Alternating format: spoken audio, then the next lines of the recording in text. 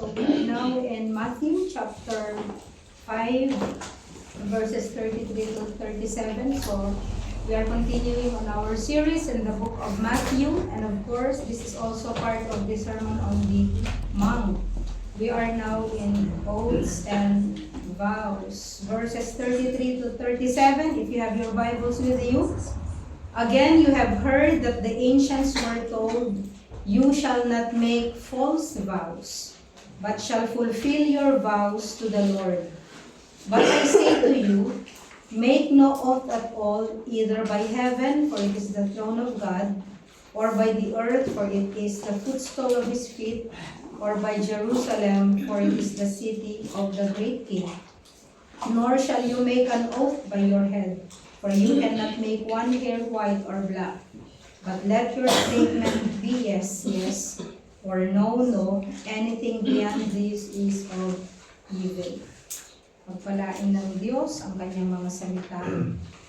So, ang tinutukoy po dito sa sa passage is all about oaths and vows. In other translation, you can also see the word swear or swearing. So, meron tayong tinatawag na oath, meron tayong vows, at meron tayong swearing. So, the Bible makes a distinction between oaths and vows, but sometimes, or many times, we use those two words interchangeably. But there is a thin line to differentiate the two words. So, there are about 30 biblical references to vows. Most of them come from the Old Testament. The books of Leviticus and Numbers have several references to vows in relation to worship, most especially in relation to sacrifices and offerings. No? Yung may mga vows doon. So the word vow comes from the Hebrew word neder, if it is used as a noun, and it refers to a solemn promise that a person makes to God to either perform some type of act or to behave in a specified manner. And most of the time, the promise is conditional. Most of the time, it's conditional, but meron din time na it is unconditional. But most of the times, conditional po yung mga vows na makikita po natin, especially po sa Old Testament. Pag sinabing conditional, there is yung kung, di ba? Kapag meron tayong vow o pangako na solemn na binibitiwan sa Diyos, ginagamit natin yung kondisyon na, "Lord, kung ililigtas niyo po ako sa sandaling ito, ganito po ang aking gagawin." So it's conditional. And most of the times, ito po ay ginagawa natin when we are in trouble. Diba? Nangangako tayo sa Diyos na gagawin natin, basta't Lord, itong time na to, ganito po ang gawin ninyo para sa akin. No? So, we have the if and then statement. Lord, if, and then. So, that is conditional. Do you remember some vows in the Bible? Marami pong vows sa Old Testament, usually. But do you remember some of the famous vows doon po sa Old Testament? Kung meron po kayong natatandaan. Sa Genesis, if you remember, when Jacob was fleeing from his brother Esau because yun nga, nakagawa siya ng hindi maganda, di ba? He stole the birthright. Ang nangyari, di ba, nag-swear si Esau that papatayin kita, di ba? Lumipas ang mga panahon, and there was a time na si Jacob, na naging Israel, okay, nag-vow siya sa Lord doon sa Bethel. Doon sa Genesis chapter 28, verses 20 to 22, ang sabi niya, "If God will be with me and will watch over me on this journey I am taking, and will give me food to eat and clothes to wear, and that I will return safely to my father's household. Ang dami, no? Ang dami yung kondisyon. Ano yung mga kondisyon niya? If God will be with him, yung presensya niya. If God will watch over him on his journey, sasamahan siya sa kanyang paglalakbay. And bibigyan siya ng makakain. Ano pa? Nabibigyan siya ng mga damit na maisusuot. At siya ay magiging safe sa pagbalik niya sa bahay ng kanyang ama or dun sa household, sa lugar nila. Then, sabi niya, eto yung pangako niya. Then the Lord will be my God. Napakahalaga, no? Ibig sabihin, siya lang ang kanyang magiging Diyos. Then God will be my God. And this stone, nagkaroon siya ng, may ginawa siyang monument. Okay? Na ito po ay banal during that time kapag ikaw ay nangangako, nagvavow, gumagawa sila ng pillar or a monument or a stone, a sign, palatandaan na ginagawa nila yung kanilang vow na yon, no? Sabi niya, I have set up as a pillar will be God's house. So, yung vow na yun is very holy, no? And all that you give me, ano sabi niya? I will give you a tent. And that is the tithe. In the King James Version kasi the word is tithe. It's an Old English word. So pag sinabi namang sa modern, it is tenth. Okay? So, hindi pa po itinuturo ang tithing dito. Wala pa sa Mosaic Law. Wala pa yun, yung tithing. But he made a vow na lahat ng dadaan na pagpapala sa kamay niya, sa buhay niya, ibibigay niya ang 10 bahagi sa Panginoon. And that is holy. Holy unto God dahil tinupad ng Diyos. How many times in our lives that we made a vow, no? So Jacob sa King James Version, ang sabi niya, Jacob vowed a vow. Vowed a vow. Okay, ginamit yung dalawang word. Pero sa modern translation, he made a vow. Pero kapag translate yung word na made, the translation is nadar, nether. Okay, he vowed a vow.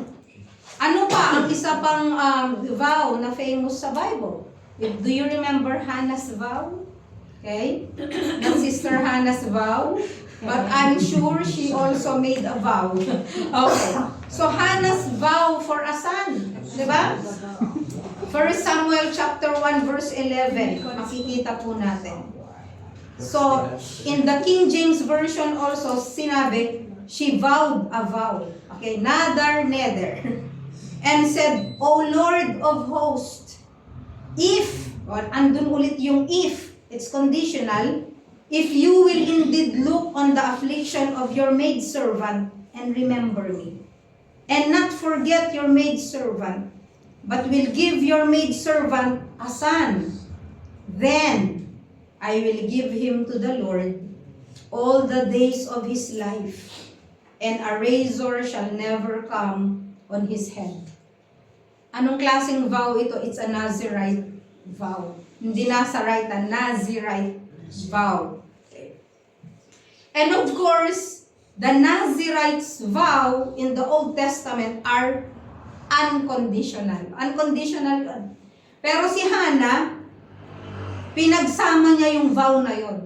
Nag-vow siya conditionally, pero ang gagawin sa anak niya ay unconditional. Which is, anong sabi niya, hindi dadapo ang razor sa kanyang ulo. That is one of the elements of a Nazirite vow, yung hindi magpapagupit. Naalala niyo po si Samson? Okay, that's a Nazirite vow. But you can have a Nazirite vow only for a period of time. Kaya halimbawa, ako, magna-Nazirite vow ako, sasabihin ko, Lord, 1 week, or 1 month, or 3 months. After that, I can do anything. That's a Nazirite vow, no? So, makikita natin ito sa Numbers, chapter 6, verses 4 to 5.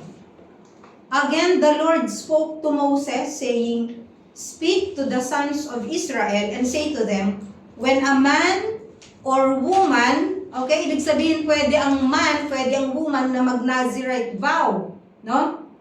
When a man or a woman makes a special vow, that's a special vow. It's unconditional. The vow of a Nazirite to dedicate himself to the Lord, he shall abstain from wine and strong drink. He shall drink no vinegar, whether made from wine or strong drink, nor shall he drink any grape juice. Kasi nakakalasing di po ba yung puro na grape juice. Kaya ngayon yung nagiging wine. That's the fruit of the vine. Nor eat fresh or dried grapes. All the days of his separation, he shall not eat anything that is produced by the grapevine, from the seeds even to the skin. At marami pang verse na sumunod doon, na hindi ko na po babasahin. Marami kasi ito, but it's found in Numbers chapter 6, no? On the following verses. So there are things to remember in making a vow. Okay, number 1, be careful about making vows either to the Lord or to one another. Vows are serious, solemn commitments because they are more than promises. Higit ito sa promise. Alam niyo kung bakit? Because this is a vow that you made to God. No? Ginawa mo ito sa Diyos. Okay? Most of the times, kahit na hindi ito narinig ng ibang tao, meron kang vow sa heart mo. You have to fulfill that. Dahil kapag hindi mo finulfill, it's a sin. Kasi Diyos na banal yung ating pinaglilingkuran at yung pangako mong yun ay binigay mo sa Diyos na banal. And therefore, you have to fulfill your vows. And number 2, there will be consequences. No? Because there are consequences for the Israelites who broke their vows, especially vows to God. Kaya nga po ang sabi sa Ecclesiastes chapter 5 verse 5, sabi niya, it is better not to vow than vow and not pay. Okay? Ibig sabihin, hindi ka nagkakasala pag hindi ka nag-vow. There is no problem about not making vows. The problem is nag-vow ka at hindi mo ginawa. The Bible says, there will be consequences for that. Merong consequence po sa mga vows na kasi kung minsan winawalang galang natin ang Diyos. When we make a vow and not fulfill our vows. Pangatlo, do not make rash vow to God. Huwag tayong basta-basta magbibitiw ng vows sa God. Do not make hasty commitments. Alam mo yung hindi mo pinag-isipan, bigla-bigla ka na lang nag-vow sa Lord. Alam nyo ba na meron na delikado ito? Especially in the Old Testament. Do you remember Jephthah's vow? Book of Judges, chapter 11, verses 30 to 31. Do you remember Jephthah, one of the judges? Anong sabi niya? Lord, papanalunin mo lang ako sa mga Ammonites. Pag umuwi ako na victorious, yung unang sasalubong sa akin, mula sa aking bahay, iaalay ko sa iyo as a burnt offering. Hindi mo ba naisip na maaaring ang sumalubong sa iyo ang asawa mo, ang anak mo? No? Pero bilis-bilis siyang nag-vow, no? Before battling with the Ammonites. God granted this vow. Pero ano po ang kapalit? Because you have to fulfill your vows. In the Old Testament, alam ni Jephthah, alam ng Israelites that kung anong lumabas sa bibig mo dapat gawin mo. Ganon ka holy. Pero ano po nangyari? It is tragic because he have to fulfill the vow he has made unto the Lord. So this is a caution actually. Nilagay ito sa Bible, hinayaan ng Panginoon na mailagay ito sa kanyang salita because it is a warning for us. It is a cautionary story or tale in not making quick or hasty commitments kapag po gumawa tayo ng vow. Pang-apat po, we have to fulfill our vows, of course. No? Deuteronomy chapter 23, verses 21 to 23, babasahin ko po kasi ito na yung explanation. Ang sabi niya, when you make a vow to the Lord your God, you shall not delay to pay it, for it would be sin in you, and the Lord your God will surely require it of you. I-require na yan sa'yo. May kukunin siya sa'yo. Meron siyang gagawin na way na maaalala mo yung vow na yun. No? That's why when we make our vows, we have to, sabi niya, do not delay to pay it. Ang sabi pa niya, do not delay to pay it. Sabi sa ibang translation, be quick to fulfill it. Okay? Kasi kapag di mo ginawa, i-require sa'yo ito ng Diyos. However, if you refrain from vowing, it would not be seen in you. And you shall be careful to perform what goes out from your lips, just as you have voluntarily vowed to the Lord your God what you have promised. Alam niyo po, natutuwa po ako sa church na ito because hindi ko po alam yung mga vows niyo in the past. That's between you and the Lord. But when sometimes I send you a message or kahit po dito sa pulpit and I ask you to pledge, that's a form of vow. When I ask you if you could pledge something for this church, or para sa mga kapatid, kung meron pong nawalan ng mahal sa buhay, di ba? Kapag may kailangan sa mission, isn't it? You give a pledge.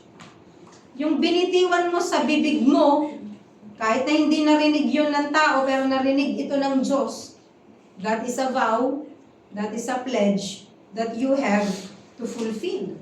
No? Kaya nga tayo, di ba, pag nag-pledge tayo, nakakatuwa kasi the members, kayo, biglang, ito na po yung pledge ko, ito yung, pag sinabing pledge, it's a vow na gagawin mo or ibibigay mo. That is a pledge na ating pong binibigay. So, purihin po ang Panginoon, no? Kasi sa mga bagay na yon, alam natin kung ano ibig sabihin ng pledge. Sa ibang church, ang sinasabi nila, faith promise. No?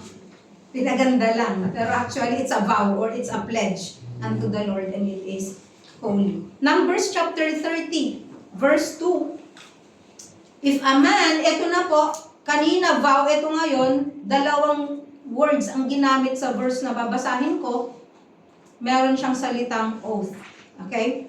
If a man makes a vow to the Lord, or takes an oath to put himself under a binding obligation, he shall not break his word.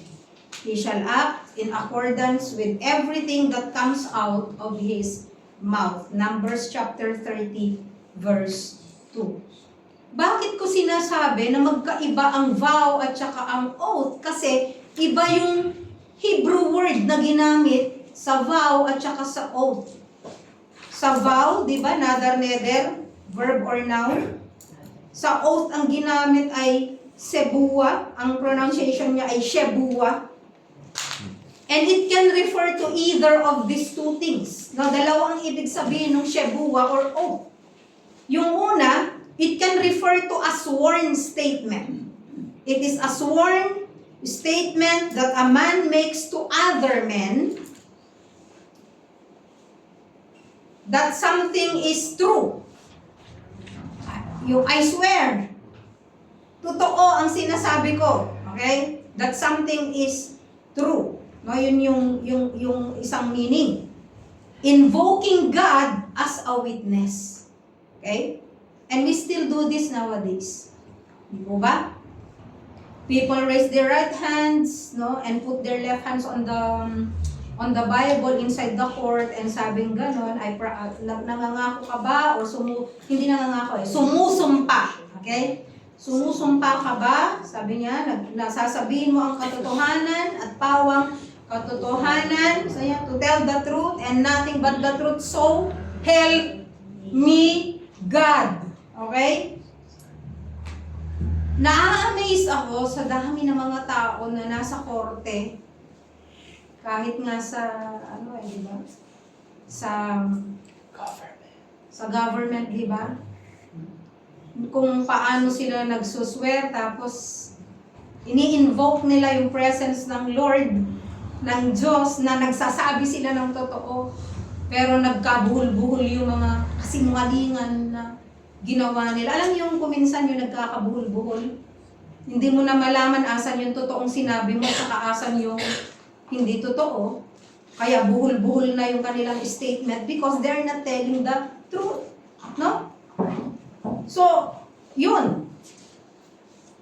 And another form of oath ay it can also refer to making a solemn promise to someone with God as a witness to the promise.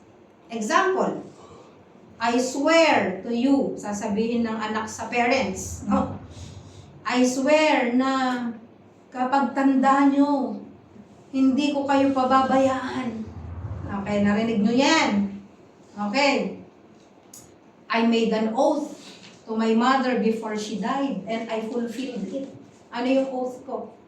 Kasi sinabi niya, kaya ako naging oath because she made me take that oath. Huwag mong pababayaan ang bunso mong kapatid, si Cherry, pag namatay na ako.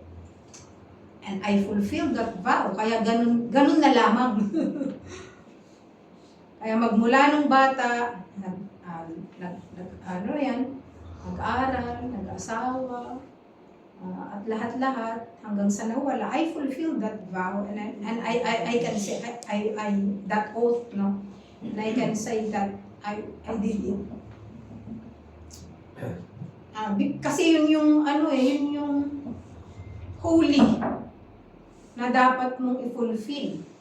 Pero sa iba siguro, kung wala kang takot sa Panginoon, namatay naman na. Naririnig ko yun eh. Wala naman na, lampaban naman niya. Di ba? Huwag mong pababayaan ng nanay mo, ha? Di ba? Minsan, pag namamatay ang mga tatay, nauna, huwag mong pababayaan ng tatay mo. Di ba? May mga ganun eh. And then, you take the oath. Okay? Hindi ikaw yung nag-initiate, but you take that oath. Di ba?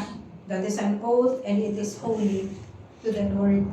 So an oath is a solemn promise to tell the truth, to do something for men, and invoking God as a witness. Alam niyo po, nung si James, sinulat niya yung book of James. James is the brother of the Lord Jesus Christ, hindi yung apostle. He was the one who wrote the book of James. Kapatid ni Jesus Christ ito sa lupa. Anak ni Mary and Joseph, no? Sa James chapter 5 verse 12, nagsulat siya about the tongue. Diba? Nagsulat siya about the tongue. Merong part doon na kinote niya yung nakalagay sa Matthew chapter 5. Ang sabi niya sa James 5:12, but above all, my brethren, do not swear either by heaven or by earth, or with any other oath. But your yes is to be yes, and your no, no, so that you may not fall under judgment. Pinaalala niya sa mga mananampalataya kung gaano kahalaga ang pagbibitiw ng oath at ng promise. So, based po sa mga binasa natin na verses, especially sa ating text, Matthew 5:33-37, it seems that it is a sin to take an oath. Tama? Kasi ang sabi, wag kang mag-swear. That's why, sa interpretation po ng Bible, we always have what we call context. There is a context to that. Bakit po sinabi na wag kang mag-take ng oath? You have heard, sabi niya, ibig sabihin in the Old Testament, na you have to fulfill your vows, no? But I tell you, do not make an oath, pero may karugtong kasi yun eh. Either by heaven or by earth, di ba? Yun ang sinabi dito. So, yung pong mga religious groups, especially yung mga conservatives, the Anabaptist, hindi sila yung Baptist, ha? We call them Anabaptist. Ito yung mga Amish at saka mga Quakers. If you remember them, very, very conservative. Hanggang ngayon nag-exist sila. Di ba? Nag-exist sila sa US, Philadelphia, sa... nag-exist sila, mga Amish. Yung sila yung mga yung hindi pwedeng pagsamahin yung mga pagkain, yung ginagawa ng mga Jews, gano'n. But they are Christians, pero traditional. Nagdadamit sila ng mahaba, hindi sila nagpapagupit ng, yung mga Quakers, very, very conservative sila. The Essenes, in a Jewish sect in the 2nd BC hanggang sa 1st BC, okay? They refuse to make oaths and vows. Hindi sila gumagawa ng oaths and vows, no? Anong consequence nito? They withdrew from society. Bakit? Hindi pwedeng mabuhay sa mundo na walang oaths and vows. Okay? Because even in the church or in the government, vows are required, di ba? Bakit? Sa hukuman. Kapag ikaw ay witness, hindi naman pwede na hindi ka tatayo, sasabihin mong nangangako ka ba na bawal sa kanila yon. Okay? May mga ibang Christian na mga groups, bawal din sa kanilang magpanatang makabayan. Because they are swearing. Bawal sa kanilang kumanta ng, ng pambansang awit. Munti kong sabihin na bayang magiliw lupang hinirang. Okay. Hindi sila nakikisama sa mga ganyan. So, ibig sabihin, bawal yung mga oaths of loyalty in service. Paano kung sundalo ka? Kung nasa military ka, paano na yon? Kapag ikaw ay officer or member of an organization, sa Cordillera, meron kayong oath. Tama? When you join this church, you sign. That is an oath. The covenant, the church covenant. Hindi ba nabasa yon? Yung iba, pirma ng pirma. Di ba? Pirma lang ng pirma. Sige, mag-join ako ng church. Sige, pirma ng pirma. Pero hindi alam ano yung pinipirmahan. That is a promise to God. And promise to the church where you belong. No? So kapag sa church, bawal ang oath. Bawal ang child dedication. Do you remember when I asked Bro Rainiel and Sis Raika, do you promise? Di ba sabi ko? Na palalakihin nyo ang batang ito na may, at ang sabi nila, yes. Di ba? Kayo din, do you promise sa mga ninang, di ba? Do you promise na ipapanalangin ng mga ang batang ito? Ewan ko kung pinapanalangin nyo pa. Di ba? That is an oath. Sometimes we take it very casually, pero as Christians, we have to be serious with our oaths. Pag meron tayong vows and oaths, Lord, bigyan nyo lang po ako ng kotse. Every Sunday, sisimba kami. Lord, pagalingin nyo lang ako. Every Sunday, nandun ako sa church. Lord, ganito ganyan, i-bless nyo lang po kami. Magsusupport kami sa mission. Ano nangyari? Ikaw na yung konsumisyon. Hindi na mission. Di ba? So, dapat maging tapat po tayo sa Diyos. Sometimes yung mga ibang tao, pinufulfill lang nila yung promise nila, yung vows and oaths nila, it's because alam nung tao. Paano yung hindi mo alam nung tao? That's integrity. Na ifufulfill mo, yung binitawan mong salita kahit walang nakarinig, kasi narinig ng Diyos. No? Paano na yung ordination? Paano na yung commissioning service? Nangangako ka ba? Sasabihin mo nagko-commission dun sa kino-commission na pastor. Nagagawin mo ang iyong makakaya, alagaan ng tupa, yung mga ganon. Okay? Paano na yung wedding vow? By the way, ang wedding po, it's both an oath and a vow. Kaya grabe yung wedding vows. Hindi sinabing wedding oaths. It's a wedding vow because it's a promise directly made to God, actually. And also a promise that you made to your wife or your husband. Okay? And in society, pag naglo-loan kayo, may pinipirmahan kayo?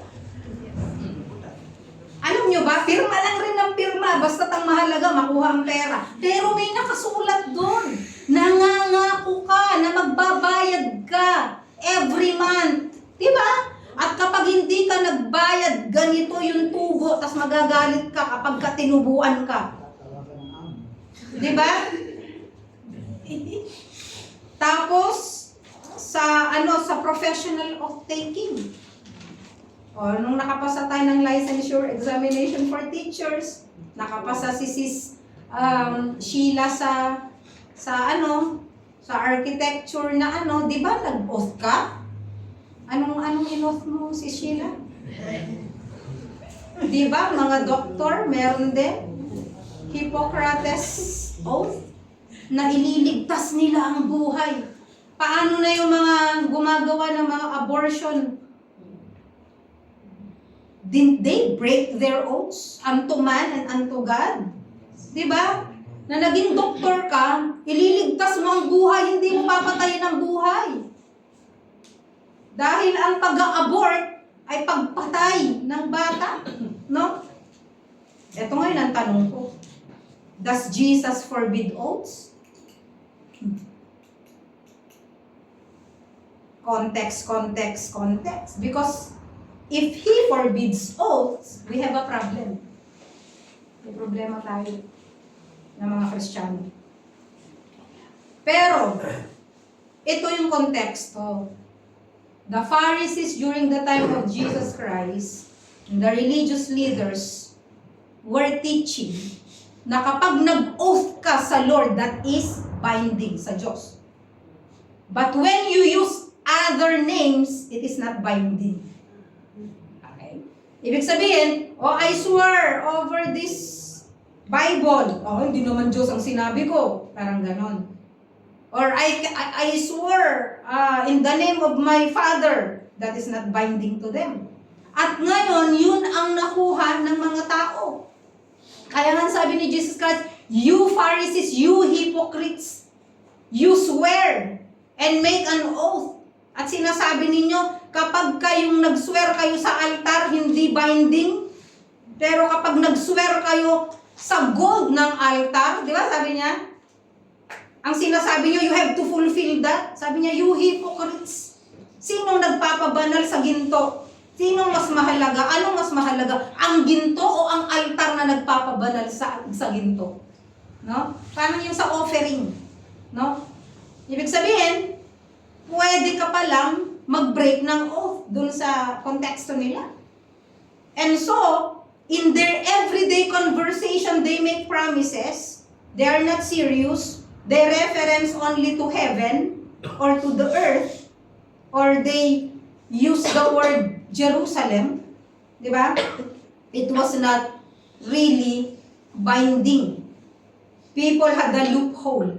Ginawa nilang loophole yon. They could lie and exaggerate in their conversation. Yun pong context doon. So they did not specifically swear using the name of God, pero ang ginagamit nila, nagsuswear ako sa Jerusalem. Kaya sinabi ng Diyos, do not swear. Kahit na yung heaven, diyan nakatira ang Diyos. Ang earth, hindi rin pwede. Bakit? Ayan yung kanyang paanan. And Jerusalem, okay, yan ay banal na city. Okay? Kaya sinabi ng Panginoong Jesucristo, huwag kayong mag-swear na ganun ang ginagamit niyo. No? So Jesus countered the idea, and if you swear something, it had better be true. Kung hindi rin lang, huwag ka na magsalita. Yun ang sinasabi niya. Yet, let your yes be yes and no, no. Ang hirap naman kasi sa atin, sinasabi natin, uy, promise ha, promise ha. O ano, mamatay man ng nanay mo, mamatay man ng tatay mo, madapa ka man mamaya. Di ba ganun tayo para tayong mga bata? Nung mga bata tayo, ganun, di ba? Nagsasabi ka ba ng totoo? Darating ka ba bukas? Mangako ka muna. Di ba? May pag ganun pa tayo sa kamay. Pinky swear. Di ba? Meron pa yung ano ba yan? Cross my heart. Do you know what the meaning of that cross? Cross my heart and hope to die. O ikaw na lang yun. Kaya kapag naggaganon ang tao sa akin, lalo akong di naniniwala sa kanya. Why? He does not have the fear of the Lord. Kasi your word is enough. If you are a person with integrity, your word is enough. People will know that you are a man with a word. Di ba? Let your yes be. Pag sinabi mong, punta ka ba bukas? Yes. Talaga ha? Talaga? You don't have to remind that person because he will be there. You know that he will be there unless he dies. Or unless he meets an accident or something. You know that that person will fulfill that promise. You know that this person will keep your yung word mo. You will know that this person will keep your secret. Kasasabi mo pa lang, huwag mo pagsasabihan, mamaya, uy, alam mo ba? Tinaks na. Alam mo yon? Nakaka-turn off. And, ganun dapat. Let your yes be yes, and your no, no. And there are things to remember. Number one, Jesus was not condemning all forms of oaths and promises and contracts and agreements. Okay? Huwag din natin i-take na kasi kung kinokondemn niya yun, paano na yung marriage contract? Okay. Alam niyo ba't hindi niya kinokondemn? Because God Himself made an oath. Do you know that? Kahit ang Diyos gumawa siya ng oath, kanino? Kay Abraham. Di ba? The word there is oath. Nanghako siya kay Abraham. No? Hebrews chapter 6. Basahin nyo. Verses 13 to 14. God Himself made an oath. Anong sabi dito? For when God made the promise to Abraham, since he could swear by no one greater, he swore by himself. Isn't it when we make an oath, ang ginagamit natin yung something or someone greater than ourselves? Pero ang sabi dito sa Hebrews, nakakatuwa, walang makita ang Diyos na something greater than Himself, kaya He swore by His name. He swore by Himself. Ang sabi niya dito, He swore by Himself, sabi niya, He could swear by no one greater, so He swore by Himself, saying, I will surely bless you, and I will multiply you. You know, nagbago ba isip ng Diyos? Dahil nagkasala itong mga lahi ni Abraham. Di ba? Ang dami nga nilang kasalanan. Alam niyo ba bakit andun yung grace ng Lord sa kanila? Palagi, nagkasala, okay. May parusa, okay. Pero andyan ulit yung pagpapatawad ng Diyos. Andyan ulit yung pagpapala ng Diyos. Do you know why? Because God keeps His oath. He made an oath to Abraham na sabi niya, pagpapalain kita at ang lahi mo. At ang sabi po ng banal na kasulatan sa Galatians, sabi niya, lahat ng na kay Kristo ay kasama sa lahi ni Abraham at kasama sa mga pangako. Ang sarap na pakinggan po yun. Pangalawa, Jesus also took an oath. He just took that oath kasi, pinanggawa siya ng oath. Naalala niyo po nung hinahatulan siya? Doon po nandun siya sa trial. Diba ang sabi doon, Matthew 26, 63 to 64. Ang sabi dito, Jesus was silent, di ba? Tahimik lang siya, hindi siya nagsasalita. And the high priest said to him, I place you under oath. Sabi niya, by the living God, to tell us whether you are the Christ, the Son of God. Si Jesus kasi hindi na niya kailangan mag-oath dito kasi alam niya kung sino siya. Hindi siya nagsalita, pero dahil inilagay siya sa oath, yung binitiwan niyang salita, oath yun. Anong sabi niya? You have said it yourself. Sinabi mo. And alam ko ng mga high priest that that is a form of oath. Kaya para sa kanila, that's blasphemy.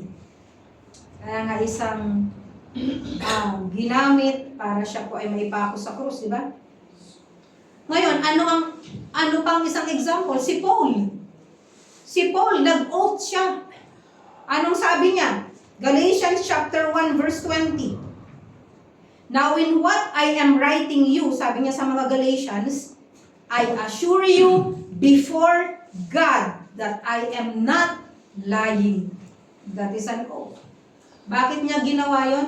Because he was 100% sure that he was not lying. He was not making a false vow or false promise or false oath. And then 2 Corinthians chapter 1 verse 23, anong sabi niya? But I call God as a witness to my soul that to spare you I did not come again to Corinth. Imagine, gumawa ng oath si Paul. Ngayon, ano ngayon yung sinasabi ni Jesus Christ sa Matthew chapter 5 at sinasabi ni James sa James chapter 5? No?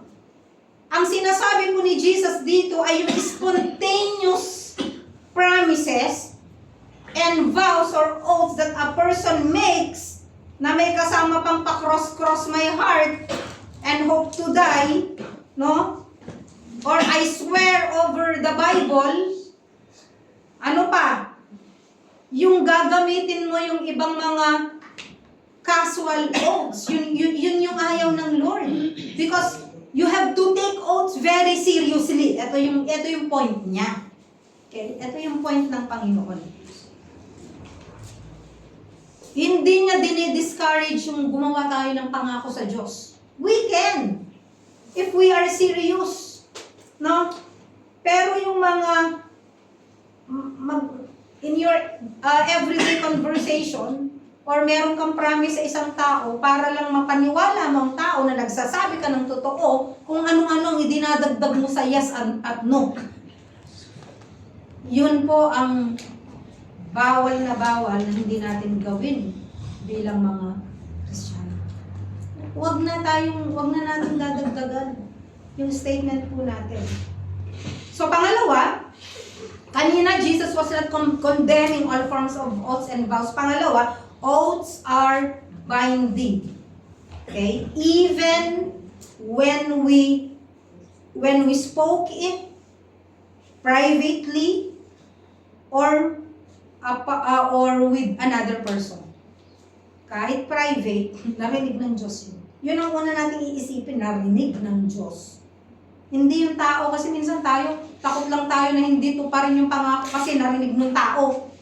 Example, Uy, magpe-pledge ako ng para sa mission. Kasubuan na to. Narinig ng buong church. Narinig ng mga kaibigan ko. Kailangan ko mag-pledge.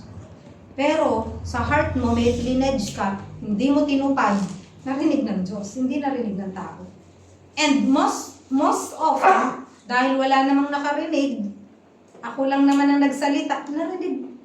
Ako ba mas takot sa Diyos o sa tao? Diba? Ay, total, wala naman nakarinig, hindi ko nagagawin. Pero pinangako mo sa heart mo, gawin mo. Yun po ang ibig sabihin. Pangatlo, a promise is a promise. And you shall not abandon your oath. Because a promise is a promise. Okay? Yung Psalms chapter 15, verse 4, dinidescribe po dito yung righteous person, yung taong matuwid. Sino daw ang taong matuwid? Okay, sa NIV, ang sabi niya, a man who keeps an oath even when it hurts. And does not change his mind. New King James Version, ang sabi niya, he who swears to his own hurt and does not change. Sa NASB, he swears to his own hurt and does not change. Ibig sabihin, kahit na it will cost you something, dahil binitiwan mo yon, you have to fulfill it. That is a righteous person. Kahit wala ka ng pera, kung nangako ka sa kaibigan mo na, uy, sasabihin mo sa kaibigan mo, ililibre kita pag sweldo ko. Okay? Narinig ng kaibigan mo yon, di mo pwedeng bawiin yon kasi narinig din ng Diyos yon. Ay, di naman pangako binitiwan sa Diyos. Pero nag-promise ka. Sa sweldo ko, lilibre kita.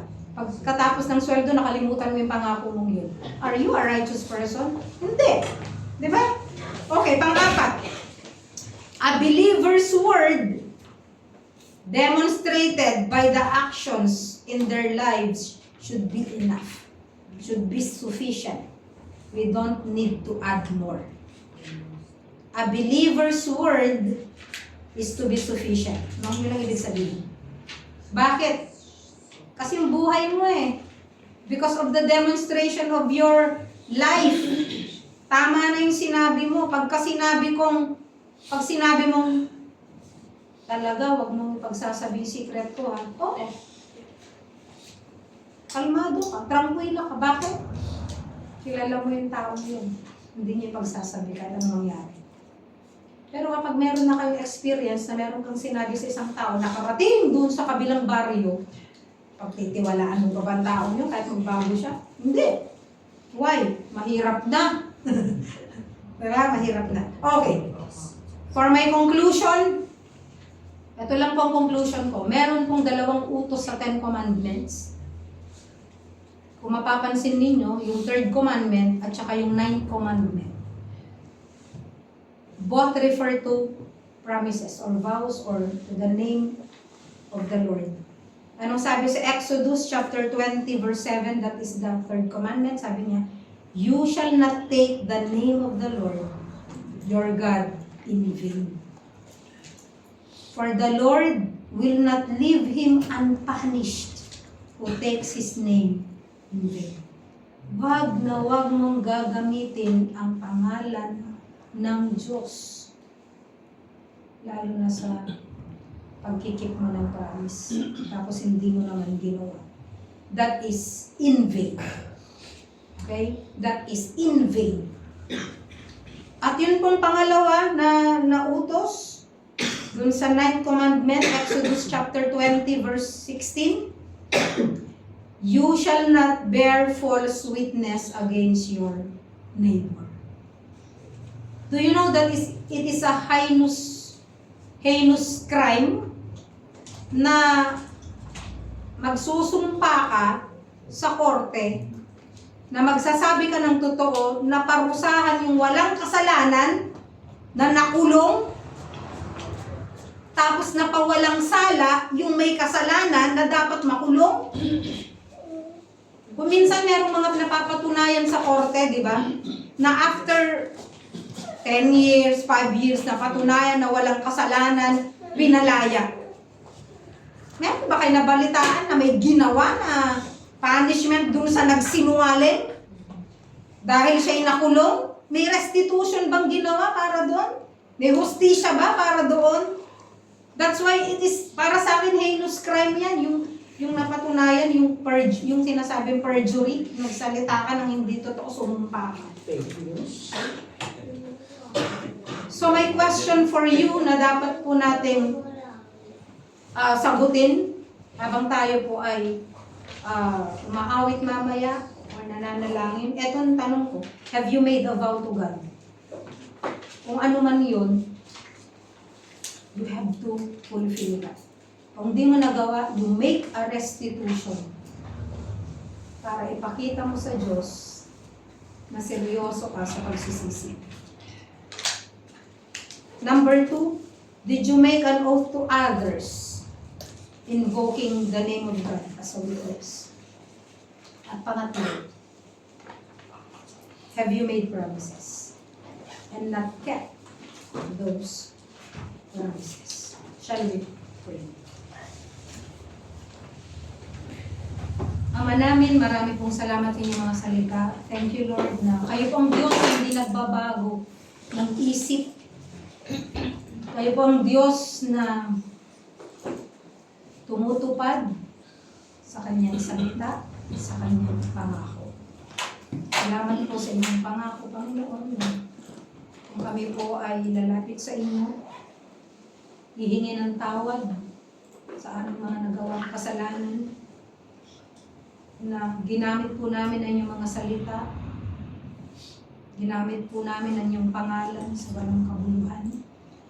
Kami po ay gumawa ng mga vows, ng mga commitments, ng mga oaths, ng mga promises na hindi namin tinupad. Panginoon, patawarin niyo po kami at tulungan niyo po kami, Lord, na maitama ang mga pangakong ito, lalo na po sa inyo. Salamat po sa oras na ito. Pagpalaan niyo po ang mga salita at nawa ito po ay tumimo sa aming mga puso at magawa po namin sa pang-araw-araw na pamumuhay. Ito po ang aming samit dalangin sa pangalan ni Jesus. Amen. God bless.